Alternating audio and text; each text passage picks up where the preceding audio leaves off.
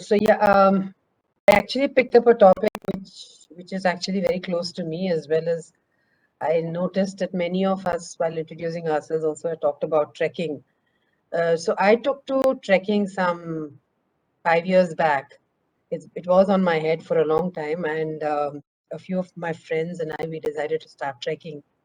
So we've done about 6 or 7 treks together. But the reason I'm talking about is if anyone wants to kind of recalibrate your life and kind of get your priorities right, I think trekking is a solution. Um, so prior to trekking itself, when you get into down to trek itself, you have to prepare physically, mentally for it. And so I'll talk to you about my one specific trek which we did is called Burangati Pass. It is to the north of India. It is in the Himalayan range. It you at the pass crossover, you touch 15,000 feet. So this prior to this was in 2019 that we did it. I was down with an ankle ligament strain, and I was not sure whether I would be able to do the trek. So I was off running, and I was only doing strengthening at that point. But I'd given it a couple of runs, short runs, and I thought it was good. And even the group that we did it with, they have certain fitness parameters which you have to meet. So we kind of I qualified for all that, and we started off. And on day one, I was down with food poisoning, and the guide clearly told us, the one trek leader told me that if you're not recovering by day one, by the day two morning, I will be sending you back to the base camp. There is no arguments, no discussions on that. Thankfully, kind of body recuperated fast. So we kind of one is about how resilient mentally and physically you are, and in terms of how the team completely. So you have to travel light.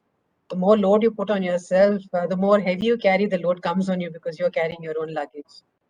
And that how the team kind of rallied around. They said they'll carry my bag till I feel stronger.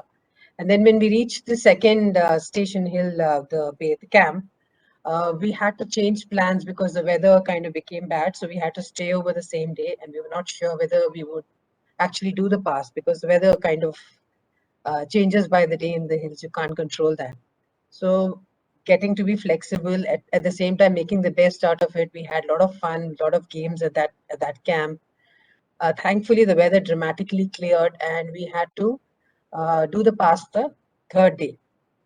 And it is you have to go by the weather. You start very early in the morning because the ice is the hardest. As the sun comes up, the snow kind of softens, so your climb becomes more difficult. So you kind of start at like way early hours for 1 o'clock, and they normally put the slowest people first so that the entire group goes together.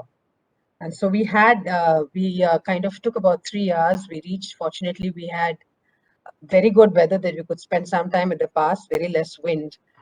Um, we touched the peak, 15,000 feet. Happy, ecstatic, but it's not over then. Like you've done like in this case, you've done your presentation, but it's not over there. It's like, we'll get back to you. So the downhill and the descent is always the most difficult during the trek.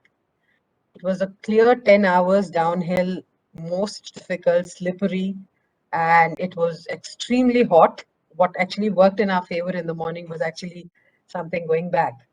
So in net, it was a great experience. I fought through the ankle. I got through, but in overall, it's a good experience to kind of recall on how you can mentally take yourself with your team if you're prepared.